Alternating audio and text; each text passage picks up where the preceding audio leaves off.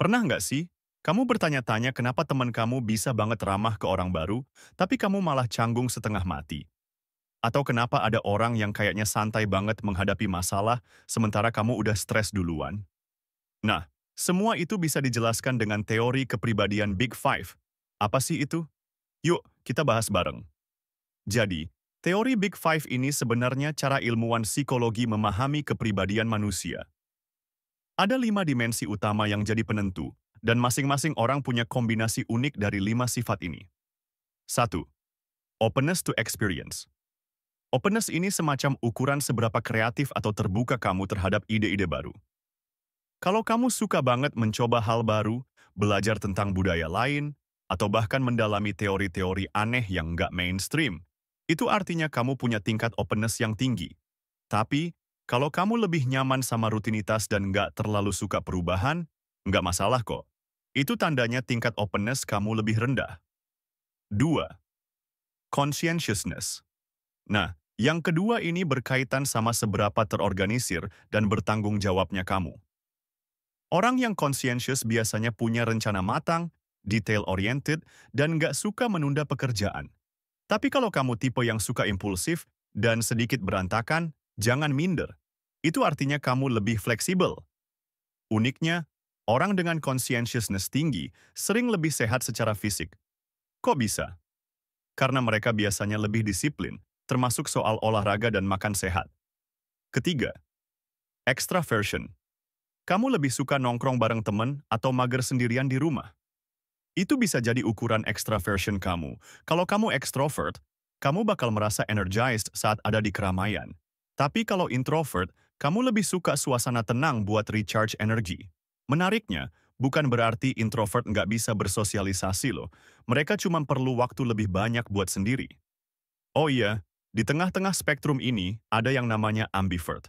Jadi kalau kamu merasa punya sisi ekstrovert sekaligus introvert, mungkin kamu salah satunya. 4. Agreeableness. Ini soal seberapa mudah kamu bergaul dan peduli sama orang lain. Orang yang agreeable itu hangat, suka membantu, dan nggak suka konflik. Tapi kalau kamu lebih tegas dan nggak selalu mengikuti arus, itu juga oke banget. Dunia ini butuh orang-orang yang bisa ngasih sudut pandang lain kan? Fakta menarik. Orang dengan agreeableness tinggi biasanya punya hubungan sosial yang lebih kuat. Jadi, kalau kamu ramah, nggak heran kalau kamu punya banyak teman. Kelima, neuroticism.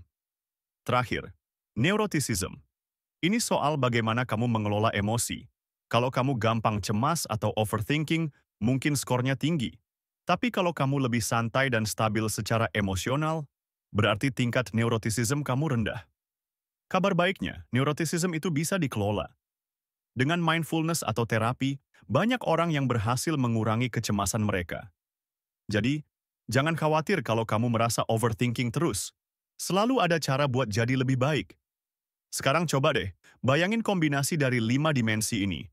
Ada yang kreatif, introvert, tapi sangat terorganisir. Atau ada juga yang ekstrovert, santai, dan super ramah. Kombinasi ini yang bikin kita semua unik. Kenapa Big Five penting?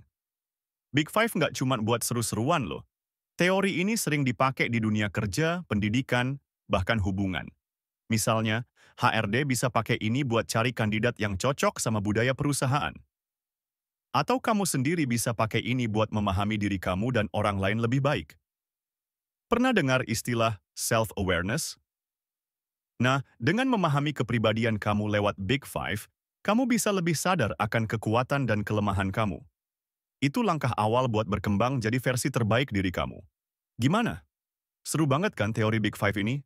Kalau kamu suka pembahasan kayak gini, jangan lupa like video ini dan subscribe buat dapetin lebih banyak video seru tentang fakta psikologi, teori ilmiah, dan fenomena menarik lainnya.